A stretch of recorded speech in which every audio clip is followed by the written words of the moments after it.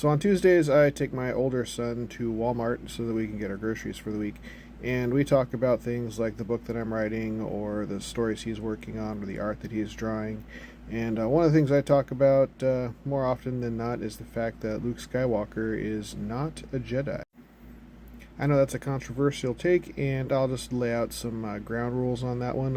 One, I am not a Star Wars fanatic. I am a fan, but I don't get into all the nitty gritty. I don't follow a lot of the side media that comes out describing things. Most of my knowledge is both from the movies and from 2 decades or so ago with some of the earlier fiction works that came out, so the extended universe stuff that's been invalidated since Disney has bought out Lucasfilm and the rights to Star Wars. So while I claim that Luke is not a Jedi, he's more Jedi adjacent than anything else. And the reason for that is honestly pretty simple. The first thing I come up with is that when he first met Obi-Wan Kenobi, and that's outside of the Obi-Wan Kenobi show, just going from A New Hope, he's like 19, 20 years old, right? When you look back at when they picked up Anakin in The Phantom Menace, he was like 9, and they told him then he was too old. So with Luke starting his Jedi journey at more than double his father's age, he was already well outside the realms of what the Jedi would normally do to accept a new youngling into their midst and learn to become a Jedi. The next point of view on that one is that he spent, 3 days with Obi-Wan Kenobi, traveling with him on the Millennium Falcon until Obi-Wan dies on the Death Star. And he gets one little training session where he learns how to, expose himself to the Force and begin to use it while wearing that little blaster helmet and fuddling around with a lightsaber. So that does not make you a Padawan or even remotely close to the skill of a youngling. So at that point, his Jedi journey comes to a pause, right? The person he's learning from is dead, and he has to figure things out on his own.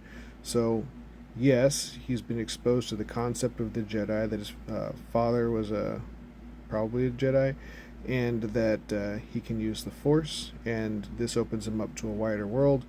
Off screen, between A New Hope and Empire Strikes Back, he begins to learn how to use the Force, and we see that he has grown in his abilities by the beginning of Empire Strikes Back, when he's able to Force pull his lightsaber and to rescue himself from the Wampa cave, that he's able to communicate with Obi-Wan Kenobi's ghost, which is something that he hadn't experienced before, and things of that nature. So he has self-taught his abilities to be used as a Jedi, or his Force abilities, I guess, not really being used as a Jedi, but going down what he considers to be a Jedi path.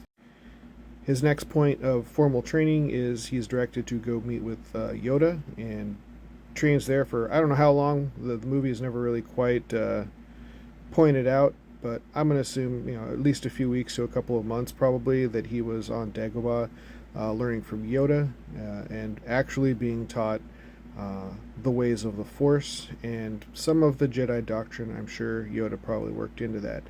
But now we're looking at an older, presumably wiser Yoda, who has figured out that the way that they did things with the Jedi younglings and the Jedi Temple were probably not the best ways to go about it, and that a new methodology would probably have to be invented for him to train Luke and set aside his own prejudices, where he flat out rejected Anakin at the beginning. He grudgingly accepts Luke as his student this time around. So up to this point, we've got a considerably older student being taught by a very old Jedi master. None of the trappings of the Jedi are surrounding him. They're stuck in a swamp on a very far-flung planet away from anything, and there's nothing there to reinforce anything about the Jedi other than the fact that Luke is being taught by a Jedi master. He learns to get the skills and the physical training that he needs in order to be able to at least confront Darth Vader. He has no idea, no concept of how powerful Darth Vader would be whenever they come into contact with each other. And obviously, it doesn't know that Darth Vader is his father, though it's hinted at with the encounter in the cave where he chops off Darth Vader's head and sees his face underneath. That's kind of foreshadowing that both Darth Vader is part of his bloodline and also that he's going down a path that would ultimately lead him to becoming or replacing Darth Vader if he were to slip to the dark side. Luke runs away and is away from his Jedi training. He confronts Vader, gets his hand lopped off, all that fun stuff. And then Return of the Jedi happens. Another several year gap has occurred, 2 to 3 years. You can presume or infer maybe that Luke has gone back to Yoda at least 1 or 2 times for some additional training, but that's never explicitly stated. And in fact, he says he has to go back to fulfill a promise to his old friend, which again to me implies that he hasn't really been back there much. So everything he's been learning has been on his own, through his own studies or through his own discoveries, and that may be through Jedi training, it may be not. Now the parallel that I think this kind of comes into is that when you are learning something for the first time and you don't have exposure to actual training from that discipline or whatever, you can become a master of it, but that doesn't mean you are what you are training to be, if that makes any sense.